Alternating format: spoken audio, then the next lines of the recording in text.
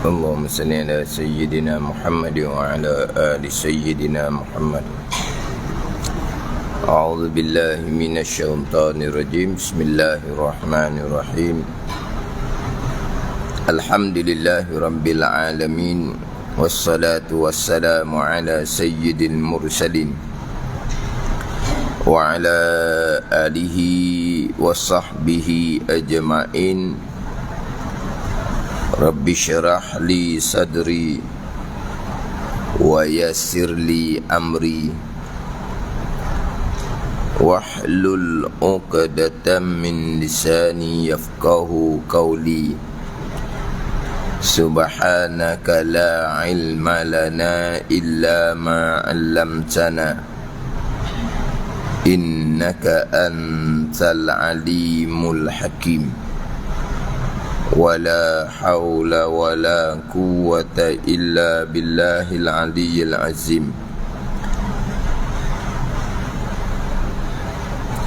Kitab Faridatul Faraid, muka surat 10.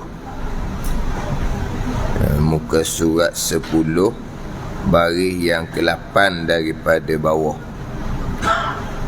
Muka surat 10, baris yang ke-8 daripada bawah.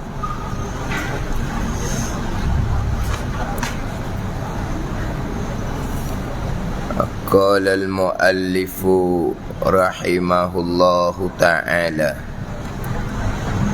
wa nafa'ana bi'ulumihi amin. Dan dalil kalam pula bahawasanya jikalau tiada berkata-kata ia, ini dalil akal. Jikalau tiada berkata-kata ia, yakni tiada bersifat dengan sifat kalam. Berkata-kata terjemahan daripada sifat kalam, bukan berkata-kata dengan makna kalam kalam masdari, bukan. Kalam masdari makna berkata-kata, menjadikan suara di udara, di hawa. Itu berkata-kata. Bila berkata-kata, keluarlah perkataan yang kita bunyi tu, itu dia panggil kalam lafzi. Hak bunyi pa bunyi itu memang kalam lafzi. Perkataan yang kita dengar, yang Tuhan jadikan di udara, yang mana perkataan ni ada satu perkara yang ada, yang kita boleh rakam. Kenapa boleh rakam suara? Sebab suara tu adalah perkara yang ada. Arak yang berdiri di udara, sebab tu boleh rakam, sebab benda yang ada. Itu dia panggil kalam lafzi. Berkata-kata macam kita ni, berkata-kata kita ni adalah kita gerakkan mulut kita, itu berkata-kata. Kita gerakkan mulut kita, keluarlah suara. Suara tu dipanggil kalam lafzi, perkataan yang didengari. Berkata-kata dengan makna kita menggerakkan mulut kita untuk mengeluarkan perkataan. Apabila kita berkata-kata, menunjukkan bahawa di lidah kita Tuhan letak sifat kalam. Ada ni, Tuhan letak sifat kalam. Makna kita ni Tuhan letak sifat kalam di lidah. Bila ada sifat kalam, kita gerakkan mulut, maka keluarlah perkataan. Jadi gerakkan mulut ni dipanggil berkata-kata, maka keluarlah perkataan. Kenapa kita boleh berkata-kata dan keluar perkataan? Kerana ada sifat kalam yang Tuhan letak di lidah kita. Boleh beza tak tu? Jadi sekarang ni kitab ni berkata-kata, bukan makna Tuhan menjadikan suara, bukan ni. Berkata-kata dengan makna Allah bersifat dengan sifat kalam. Sebab terdahulunya sifat yang ketujuh tu, sifat yang ke-13 kalam, artinya, arti kalam sifat ni berkata-kata. Dia terjemah begitu. berkata-kata, dan iaitu berkata-kata tu sifat yang qadimah, yang sedia kala, yang berdiri pada zat Allah, yang ada di zat Allah. Itu kalam, sifat yang ke-13, diterjemah dengan berkata-kata. Jadi di sini berkata-kata dengan makna sifat kalam di zat Allah. Dan dalil pula, dalil akal ni, bahawasanya jikalau tiada berkata-kata ia, tiada berkata-kata oleh Allah, dengan makna tiada sifat kalam di zat Allah, nescaya adalah ia Allah tu bisu, dan bisu Allah itu kekurangan, dan iaitu kekurangan mustahil bagi Allah Subhanahu wa ta'ala. Jadi kena letak molek tu berkata-kata dengan makna tiada berkata-kata tu dengan makna tiada bersifat Allah, tiada sifat kalam di zat Allah Subhanahu wa ta'ala. Contohnya yang kita baca minggu lepas tu sama juga. Kita baca minggu lepas, di hujung tu, kerana Allah Ta'ala itu sentiasa berkata-kata. Ni ada orang ajar ni, Tuhan cakap semua tak berhenti-berhenti. Oi, kok mana pergi oh? Dan ni kerana Allah Ta'ala sentiasa berkata-kata. Tuhan berkata-kata semua, bukan. Yakni Allah Ta'ala sentiasa bersifat dengan sifat kalam, sentiasa bersifat dengan sifat kalam. Ialah sifat kalam Allah ni sifat yang qadimah, sedia kala. Kemudian sifat Allah ni kekal belaka. Jadi Allah sentiasalah bersifat dengan sifat kalam. Tapi ayat kitab, kerana Allah Ta'ala itu sentiasa berkata-kata. Ada orang dia maklumkan, dia kata macam ustaz, ada orang mengajar dia tak pasti juga. Dia kata kitab Faridah ke kitab apa, dia tak pasti. Tapi dia kata Allah Ta'ala ni sentiasa berkata-kata. Allah Ta'ala ni cakap sama-sama. Bila dia sebut gitu tu, maka teringatlah ayat kitab Faridah ni. Tapi yang beritahu tu dia pun tak pasti juga. Yang mengajar tu pakai kitab Faridatul Faraid ke kitab ni tak pasti. Tapi dia kata Allah Ta'ala sentiasa berkata-kata, mana Allah cakap sama-sama tak berhenti-berhenti. Bukan, berkata-kata dengan makna sifat kalam yang ada di zat Allah. Allah sentiasa bersifat dengan sifat kalam. Sifat kalam Allah qadimah, sedia kala, dan kekal. Maka Allah sentiasalah bersifat dengan sifat kalam. Jadi berkata-kata tu dengan makna sifat kalam. Macam di sini. Dan dalil kalam pula, bahawa jikalau tiada berkata-kata ia, tiada berkata-kata Allah Ta'ala, mana Allah diam gitu, makna tiada berkata-kata. Bila diam, nescaya adalah ia Allah bisu. Diam je bisu. Ni kita diam belaka ni. Diam belaka ni, tiada berkata-kata belaka ni.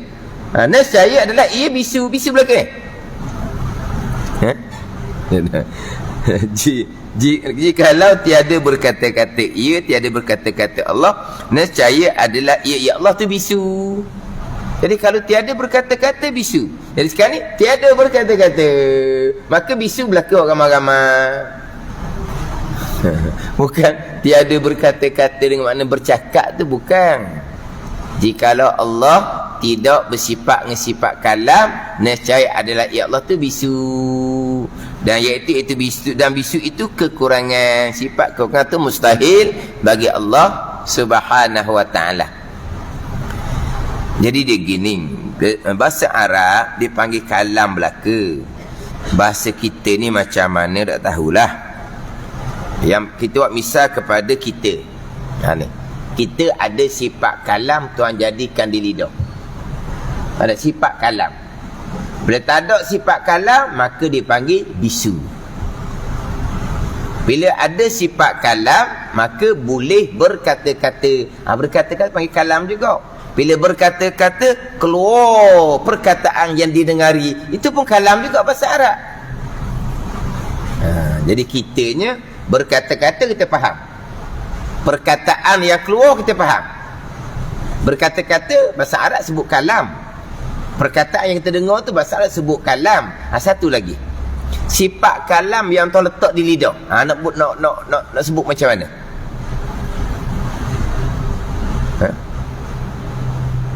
Sifat kalam yang Tuhan letak di lidah kita tu nak sebut macam mana?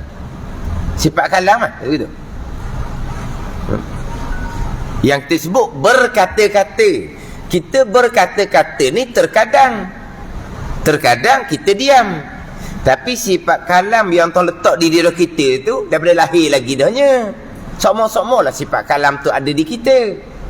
Tapi berkata-katanya terkadang berkata-kata, terkadangnya diam. Tanpa sifat kalam jadi bisu. Tanpa sifat kalam jadi bisu. Tidak berkata-kata dipanggil diam. Tanpa sifat kalam orangnya bisu. Tidak berkata-kata orangnya diam. Jadi berkata-kata kita faham, menggerakkan mulut kita itu untuk mengeluarkan suara, itu dipanggil berkata-kata. Bila berkata-kata, keluarlah perkataan. Ada ni. Dia berkata-kata tapi tak keluar perkataan, segak sangat pada bunyi mana. Misal kata-kata. Tapi digerakkan baby mulut, digerakkan mulut dia, digerakkan mulut dan lidah. Maknanya dia berkata-kata tapi perkataan tak keluar. Jadi satunya berkata-kata, satunya perkataan yang kita dengar. Satu laginya sifat kalam yang ada di lidah kita. Tiga tu. Kalau bahasa sebut kalam lah ke tiga tu. Cuma nama dia kalam ismi, kalam nafsi yang Tuhan letak di lidah kita. Hak kita berkata-kata dipanggil kalam masdari. Perkataan yang keluar, yang kita duduk dengar, yang kita duduk rakam suara tu, itu dipanggil kalam lafzi. Itu bahasa Arab. Ada ni. Cuma kitab Faridah kita ni, sifat kalam tu diterjemah dengan berkata-kata. Tanpa berkata-kata bisu. Kalau berkata-kata maka tanpa berkata-kata, tidak berkata-kata bisu. Berkata-kata hak sifat kalam tu tak ada. Kalau tidak berkata-kata tak bisu, tidak berkata-kata maka diam. Tu cerita lain tu. Macam mana kita antara nak panggil apa tu sifat kalam yang Tuhan letak di lidah? Di lidah ada Tuhan letak. Di lidah lah Tuhan letak sifat kalam. Tapi dipanggil apa? Bahasa Malaysia dipanggil apa? Kalau di telinga kita panggil Tuhan jadikan deria pendengaran. Kalau di hidung yang kita sebut sebagai deria bau. Dan di lidah ada satu lagi dipanggil deria rasa. Tuhan letak belakang tu. Bila Tuhan tarik deria bau, maka tak bau apa-apalah. Bila Tuhan tarik deria rasa, maka tak rasa apa-apalah. Sebagaimana Allah Ta'ala tarik deria rasa apabila diuji dengan penyakit COVID. Dan bila kena penyakit COVID, di antara simptom dia, Tuhan tarik deria bau dan deria rasa. Ke deria rasa saja? Deria bau tarik juga? Tak timbul bab bau dah, timbul bab rasa je dah. Dia kata dia makan nasi macam makan ketah gitu je, tak rasa apa. Dah kalau gitu tak sama makan nasi makan ketah. Dia kata sama je. Makna apa tu? Tuhan tarik sementara. Dia rasa. Dia rasa tu Tuhan letak di lidah. Ada dia rasa itulah ujian besarnya. Sebab dia rasa di situ je sekejap. Kerana sedapnya rasa, sakit pun tak apa. Walau sekejap je. Hak dapat rasa sedap tu lah. Siapa tekuk rasa lagi sedap? Tak rasa dah. Siapa perut, lepas tu mulalah sakit. Contoh lah. Hak contoh hak nyatanya, orang hak diuji dengan penyakit gauk lah. Penyakit gauk kan. Bisa tu, bisa. Tapi kerana sedap duk mana? Duk di diri rasa. Di lidah sekejap je. Lepas masuk dalam tu kok tak tidur malam dah lah. Tapi oleh kerana ujian diri rasa ni, orang sanggup sakit. Sakit gauk ni bukan sakit biasa-biasa. Orang tua, orang lelaki pun keluar air mata. Bukan sakit biasa-biasa. Kena kain di daging dia tu macam dia kata pisai irih, dia kata. Tak? Tapi oleh kerana ujian diri rasa ni lah, sanggup. Orang buat makan saya kena balik. Tak boleh ni. Tak boleh belakang ni, dia kata ni. Dia pun nak balik. Tak apa lah. Nak balik tak apa lah. Dan cakap sekejap balik tak apa. Tengok-tengok ada. Tak balik-balik. Tak balik-balik. Tengok-tengok sepinggang dia ambil. Allah, tadi kata nak balik. Lepas tu ambil. Lepas tu makan banyak pula. Makan sikit sakit kot dia kata. Makan banyak lalu dia kata. Ya, kenapa dia tak boleh nak tu kawal nafsu dia ni? Diri rasa. Kalau letak di lidah je, iyalah sekejap je, iyalah sekejap pun. Mana sedap sekejap di lidah tu, sanggup siapa ke sakit berhari-hari. Makan sikit sakit juga dia kata. Baik makan banyak. Ni sungguh ni. Kata begini ujian makanan ni. Gitulah. Padahal dia sendiri pun memang dah ada benda dah, dia kata ada benda dah. Memang kena nak balik dah tu. Bersalam nak balik. Tengok-tengok ada lagi. Tengok-tengok ambil pinggang, bubur nasi, bubur lauk. Bubur habis ada tu. Banyak pula kata kita tak nyakit dah makan banyak tu. Dia kata apa? Pela-pela. Apa pela-pela? Kalau orang panggil cakap kau alang-alang. Kata tak? Alang-alang atau pela-pela dia kata. Ujiannya di mana? Di diri rasa. Jadi di lidah kita ni Tuhan letak diri rasa dan Tuhan letak sifat kalam. Sifat kalam tu panggil apa? Di tubuh kita ni, di tubuh yang ada darah mengalir, bukan rambut, bukan bulu, bukan kuku, Tuhan letak diri sentuh, dia panggil. Diri sentuh. Apa makna diri sentuh? Bila kita bersentuh, kita tahu licin, kasar, panas, sejuk. Itu diri sentuh. Tuhan letak di tubuh kita ni. Ada darah mengalir. Di rambut, di bulu, di kuku, tu tak ada diri tu. Diri sentuh tak ada. Kita ambil rambut kita letak atas satu benda. Kita tak akan tahu benda tu licin ke kasar sebab di rambut tak ada deria sentuh, dia panggil. Bila kena penyakit angin contohnya, maka Tuhan tarik deria sentuh. Dia tak rasa apa. Mana kalau kita buat apa-apa pun di tubuh dia tu, dia tak rasa. Sebab apa? Sebab Tuhan sudah tarik deria sentuh. Dia gitu. Padat ni. Cuma nak tahunya, hak kalam di lidah tu kita panggil apa? Tanpa sifat kalam tu, orang tu dibisu. Bila ada sifat kalam, maka berkata-kata. Apa berkata-kata? Terkadang berkata-kata, terkadang diam.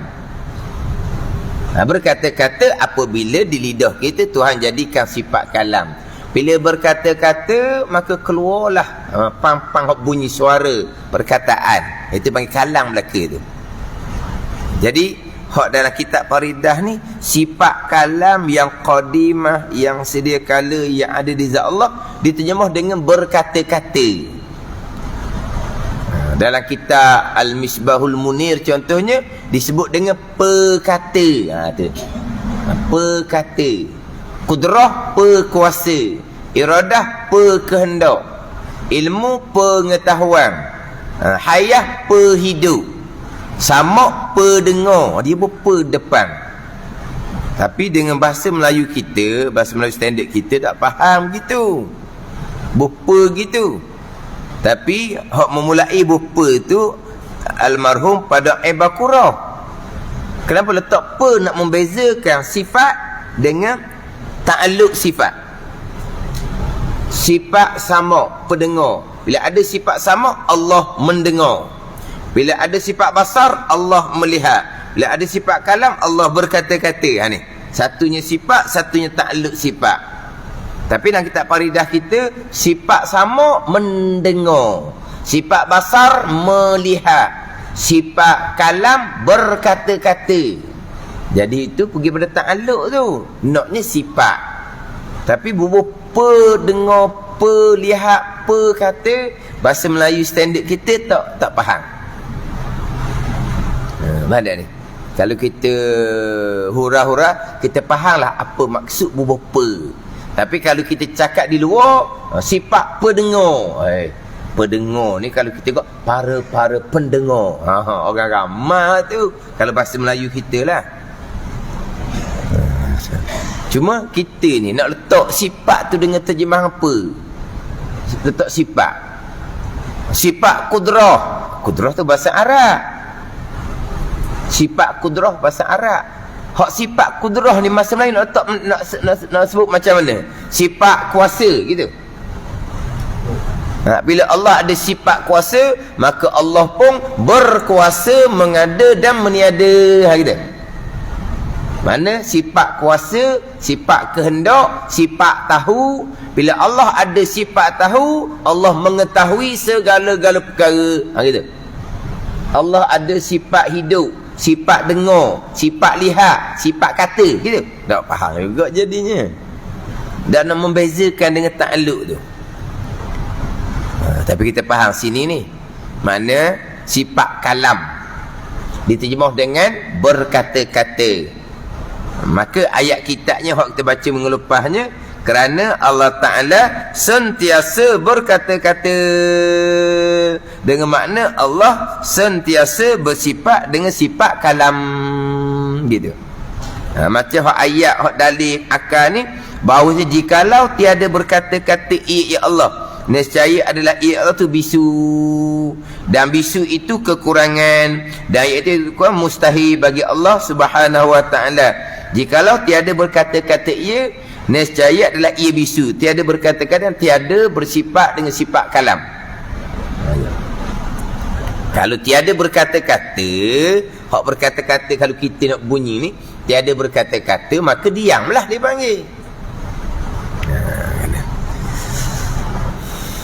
Jadi sekarang ni dia masuk pada bicara dalil bagi sifat kalam. Sebagaimana dalil sifat sama basar, didatangkan dua dalil. Satunya dalil ayat Al-Quran, kemudian disusuli dengan dalil akal.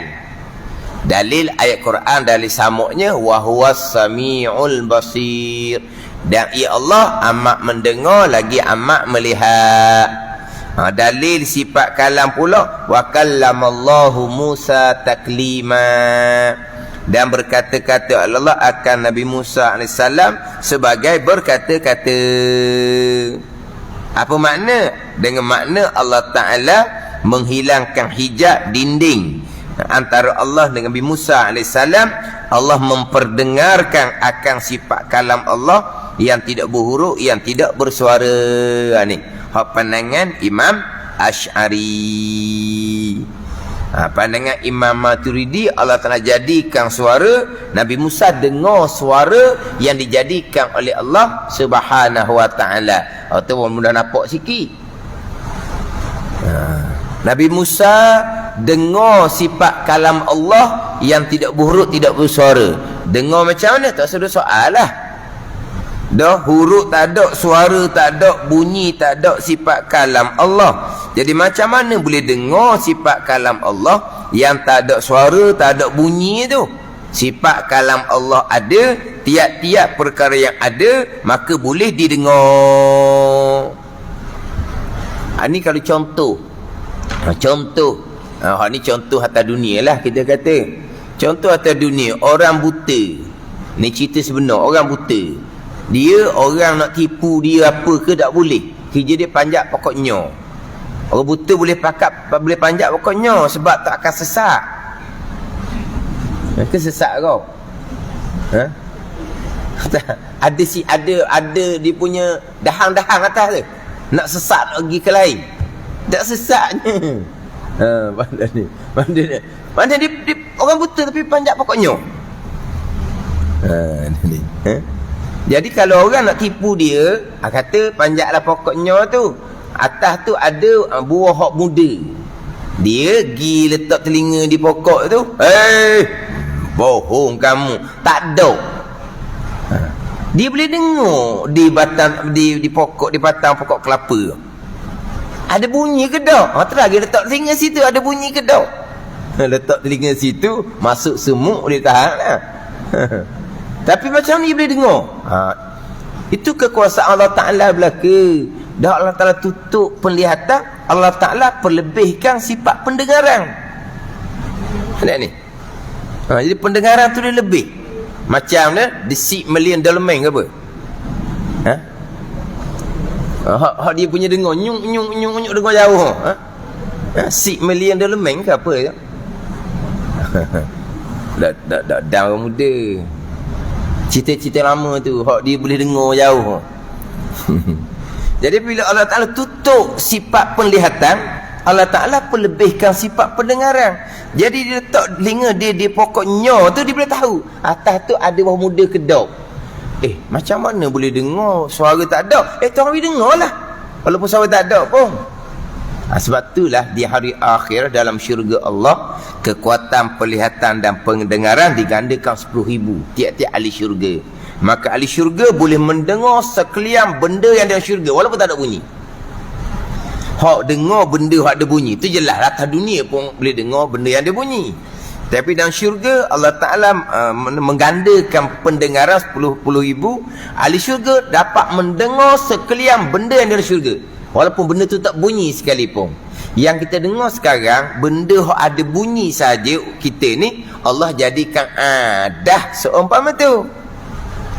Allah boleh tak menjadikan kita dengar perkara yang tidak ada bunyi? Allah kuasa. Macam tadilah hak orang buta tadi. Jadi sekarang ni Nabi Musa AS dengar sifat kalam Allah yang tak ada suara, yang tak ada huruf, yang tak ada bunyi tu. Nabi Musa dengar tu. Bukan Allah menjadikan suara di udara, bukan. Itu pandangan Imam Asy'ari.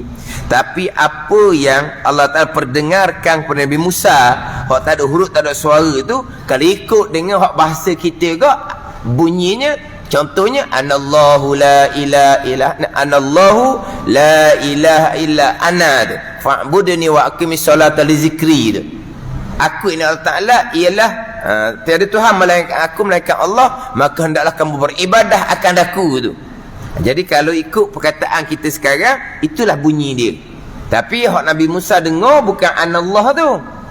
Nabi Musa dengar sifat kalam Allah yang tidak buruk, yang tidak bersuara, yang menunjukkan atas perkataan kita sekarang ni anallahu la ilaha illa ana. Itu pandangan dalam kitab kita ni, pandangan Imam Asy'ari. Kita jangan lupalah terdahulunya di awal kitab Faridatul Faraid, Syekh Ahmad Al-Fatani tuan kitab Faridah menyatakan bahawa ia akan menjalani jalanan Imam Asy'ari. Sebab tu dalam kitab kita nanti sesar sifat 13 ni berhenti bicara. Sifat 14 tak ada. Dia bahagi dahulu nafsiyah, salbiyah, ma'ani-ma'niyah, barulah pergi pada maknawiyah yang pertama, kaunuhu qadiran, sampai maknawiyah yang ketujuh, kaunuhu mutakalliman. Tapi nak cari nombor 14 tak ada. Nak cari nombor 15, 20 tak ada. Dia berhenti setakat nombor 13. Sebab apa? Sebab sifat 13 itulah jalanan Imam Asy'ari. Jadi kita ni mengikuti jalan Imam Asy'ari. Apa makna wa kallamallahu Musa taklima? Dengan makna Allah menghilangkan, mengangkatkan hijab, dinding antara Allah dengan Nabi Musa AS, dan Allah Ta'ala memperdengarkan Nabi Musa akan sifat kalam Allah yang tidak berhuruf bersuara, sifat kalam Allah yang qadim. Ada ni. Pandangan Imam Maturidinya, Allah menjadikan suara di udara. Nabi Musa AS dengar akan suara perkataan yang berbunyi anallahu la ilaha illa ana fa'budni wa aqimis salata li zikri, dan banyak lagi perkataan-perkataan yang Nabi Musa AS berkata-kata dengan Allah Subhanahu wa ta'ala. Waktu didatangkan dalil ayat Al-Quran. Disusuli dengan dalil akal pula. Kenapa samak basar kalam tidak didatangkan dalil akal sahaja, dimulai dengan dalil naqal, dalil Al-Quranul Karim. Yang pertamanya memang dalil ada dua, dalil Al-Quran dan juga dalil akal. Dalil naqli Al-Quran dan hadis, juga dalil akal. Tapi daripada sifat yang pertama wujud sampai ke sifat yang ke-10, sifat hayah, hanya didatangkan satu dalil sahaja, iaitu dalil akal. Samak basar kalam barulah didatangkan dalil ayat Al-Quran, kemudian disusuli dengan dalil akal. Sebab dengan dalil akal semata-mata sepitah lalunya tak kuat. Apa kalau dalil Allah bersifat dengan samak basar dan kalam? Dalilnya ada makhluk ini. Kenapa? Apa kaitan dengan ada makhluk, ada sifat samak basar kalam? Kalau apakah dalil Allah bersifat kudrah, iradah, ilmu, hayah? Dalilnya ada makhluk ini. Nampak? Samak, kudrah, iradah, ilmu, hayah, dalilnya ada makhluk ini. Kita nampak dalil tu. Samak basar kalam, apa kaitan samak basar kalam dengan Allah mengadakan? Sebab mengadakan tu hak kudrah. Aziz dari akal terlalu tu tak kuat. Tapi padam juga. Kalau Allah bersifat dengan, tidak bersifat dengan samak basar kalam, bersifat dengan pekak buta bisu, itu kekurangan bagi Allah. Kalau kekurangan bagi Allah pun tak selesai, macam mana Allah nak menjadikan akal makhluk? Di situ. Mana dalil akal pun ni cukup nampak jalan dalil tu, tapi kena selapis, kena perici sikit. Macam sini datangkan dalil akal. Dan dalil akal pula bahawa jikalau tiada berkata-kata ia, tiada bersifat kalam oleh Allah Subhanahu wa ta'ala, nescaya adalah ia Allah bisu. Dan bisu itu kekurangan, dan iaitu kekurangan mustahil. Bila Allah bersifat dengan sifat kekurangan, pastilah tidak ada makhluk ini. Bila ada makhluk ini, berarti Allah bersifat dengan sifat kesempurnaan. Di antara sifat kesempurnaan adalah samak basar kalam. Jadi apakah dalil Allah bersifat dengan samak basar kalam? Ada makhluk ini. Bolehlah. Bila ada makhluk ini, menjadi dalil Allah bersifat dengan sifat kesempurnaan. Ada makhluk ini menjadi dalil maha suci Allah daripada sifat kekurangan. Kalau Allah bersifat dengan sifat kekurangan, nescaya tidak adalah makhluk ini. Sebab apa? Kalau di zat Allah pun bersifat dengan sifat kekurangan, macam mana Allah nak mengadakan akan makhluk? Jadi dalil samak basar kalam dengan ada makhluk ini pun nampak jalan juga, tapi kena perici sikit. Sebab itulah samak basar kalam dimulai dengan dalil ayat Al-Quran dahulu, barulah disusuli dengan dalil akal. Kemudian Allah bersifat dengan sifat kesempurnaan, maha suci Allah bersifat kekurangan. Di antara sifat kekurangan adalah pekak, bisu, pekak, buta dan bisu. Dalilnya ada makhluk ini. Hak tu hak kita berpegang secara ijmal terdahulu dalam kitab Faridatul Faraid kan. Hak sifat 13 ataupun sifat 20 atas jalan tafsil, atas jalan perici. Sifat wujud kena perici molek, sifat kidang kena perici molek. Itu atas jalan tafsil. Tapi jangan lupalah, kita berpegang secara ijmal, secara kasar, secara ringkas.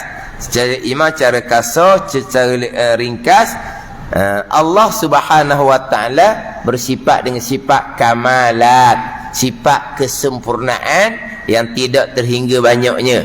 Itu kita wajib berpegang secara ijmal. Maha suci Allah daripada sifat kekurangan, sifat naqais yang tidak terhingga banyaknya, lawan kepada sifat kesempurnaan.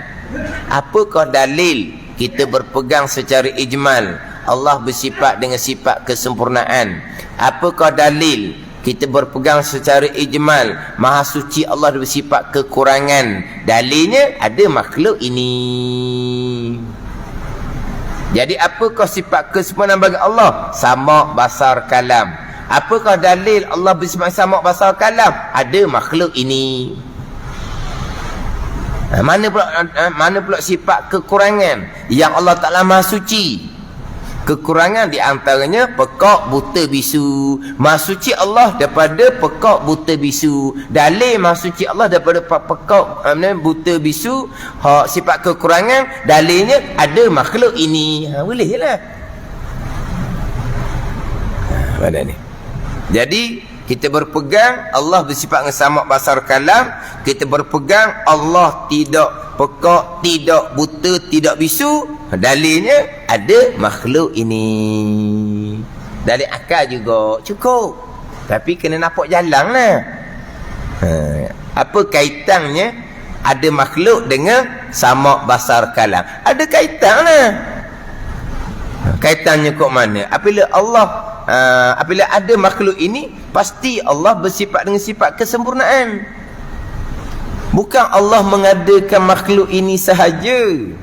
Bahkan apa yang berlaku di makhluk ini semuanya hak dia belaka. Jadi macam mana Allah yang menjadikan sekarang makhluk, Allah yang menjadikan semua yang berlaku pada makhluk, melainkan Allah bersifat dengan sifat kesempurnaan, melainkan Allah maha suci daripada sifat kekurangan. Bukan buat makhluk ni sahaja perbuatan Allah. Ni hak berlaku di kita setiap saat ni. Yang berlaku di kita setiap saat ni, kesemuanya adalah datang daripada perbuatan Allah yang bersifat dengan kudrah. Jadi Allah yang menjadikan segala-gala, pastilah Allah bersifat dengan sifat kesempurnaan. Allah yang menjadikan segala-gala, pastilah Allah maha suci daripada sifat kekurangan. Jadi tapi waktu kita berpegang secara ijmal. Kita ijma' tafsir berulang kali sangat dah, jangan lupalah. Memang kita ijma' tafsir belaka. Sifat Rasul 4 itu tafsir. Sidik, amanah, tabligh, itu tafsir. Nabi Rasul pilihan Allah pastilah bersifat dengan sifat sempurna ni sebab seorang manusia. Sempurna pada sifat, sempurna pada keturunan, sempurna pada tubuh badan. Tak ada Nabi Rasul yang cacat. Sebab apa? Pilihan Allah pastilah bersifat dengan sifat sempurna nisbah seorang manusia. Hak secara tafsirnya barulah sidik, amanah, tabligh, fatanah. Itu cara tafsir. Macam juga kita bicara rukun iman, beriman dengan sekalian malaikat, itu secara ijmal. Lepas tu beriman dengan Jibril, Mikail, Israfil, Israel, hak kita diajar daripada budak, itu cara tafsir. Beriman dengan sekalian kita, tapi yang didedahkan kepada kitanya Taurat, Injil, Zabur dan Quran. Itu cara tafsir. Dah kata beriman dengan sekalian kitab, sekalian ni tu beriman belaka lah. Bukan 4 buah. 4 buah tu cara tafsir. Kitab yang Allah turunkan kepada Rasul-Rasul banyak. Ada kata 104 buah, ada kata 114 buah, dan ada kata lebih banyak daripada tu lagi. Kita beriman dengan sekalian. Itu secara ijmal. Secara satu-satu barulah Taurat, Injil, Zabur dan Quran. Kita beriman dengan sekalian Rasul yang kita diajar daripada budak, Rasul 25. Rukun iman, beriman dengan sekalian Rasul. Adakah sekalian Rasul tu jumlahnya 25? Sekarang rukun iman yang keempat, beriman dengan sekalian Rasul yang didedahkan kepada kitanya Rasul 25. Adakah sekalian Rasul tu jumlahnya 25? Tidak. Rasul 313 orang, Nabi 124,000 orang. Kenapa kita hanya diajar Rasul 25? Walhal rukun iman bukan beriman dengan Rasul 25. Rukun iman beriman dengan sekalian. Bukan beriman dengan Rasul 25. Jadi hak beriman sekalian tu secara ijmal. Apa cara ijmal? Ramai nabi-nabi dan rasul-rasul yang dipilih oleh Allah Subhanahu wa taala. Beriman secara ijmal. Hak wajib beriman cara tafsirnya hak Rasul 25. Sebab 25 tu nama jelas nyata disebut di dalam Al-Quranul Karim. Jadi 25 tu secara tafsir. Hak beriman dengan sekalian Rasul secara ijmal, cara kasar. Jadi kita duk ngaji sifat 13 ataupun sifat 20 ni, ini secara tafsil. Secara ijmal, Allah bersifat dengan sifat kesempurnaan yang tidak terhingga banyaknya. Secara ijmal, Maha Suci Allah daripada sifat kekurangan yang tidak terhingga banyaknya. Apakah dalil Allah bersifat dengan sifat kesempurnaan, Maha Suci daripada sifat kekurangan? Dalilnya ada makhluk ini. Jadi di antara sifat kesempurnaan ini sama basar kalam. Di antara sifat kekurangan adalah pekak, buta, bisu. Dalil Allah bersifat dengan sama basar kalam. Dalil Allah tidak bersifat dengan sifat pekak, buta dan bisu adalah ada makhluk ini. Mana boleh jugalah pakai dalil akal ada makhluk ini menjadi dalil Allah bersifat dengan sifat sama basar dan kalam. Tapi kita ni mendalui didatangkan dalil ayat Al-Quran terlebih dahulu. Maka sabitlah, tetaplah, kejaplah kalamnya subhanahu wa ta'ala, sifat kalam Allah subhanahu wa ta'ala. Ni bawa comel. Maka sabitlah kalamnya. Bukan maka sabitlah berkata-katanya. Dah bagi tu dah. Maka sabitlah kalamnya. Jadi kalau ayat atas tadi tu, jikalau tiada kalam Allah Ta'ala, nescaya adalah ia bisu. Baru nak sabar dah kalam, tapi cuma dengan berkata-kata. Di sini dia datangkan dengan kalam. Maka sabitlah kalamnya, kalam Allah Subhanahu wa Ta'ala. Bukan maka sabitlah berkata-katanya dah. Maka sabit tetaplah kejak dari akidah kita kalamnya, sifat kalam Allah Subhanahu wa Ta'ala. Dan bila sabit dia tetap kejak sifat kalam Allah, mustahilah lawannya iaitu bisu. Mustahilah Allah bersifat dengan sifat bisu. Nabilah. Selesai hak sifat 13 jalanan Imam Asy'ari. Lepas tu dia nak membahagikan pula sifat 20 kepada nafsiyah, salbiyah, ma'ani, ma'nawiyah. Makdang sifat yang pertama daripada segala sifat ini, sifat 13 ni dinamakan sifat nafsiyatun. Sifat nafsiyah nisbah kepada nafsu dengan makna zat, iaitu sifat kalam, sifat wujud Allah Subhanahu wa Ta'ala.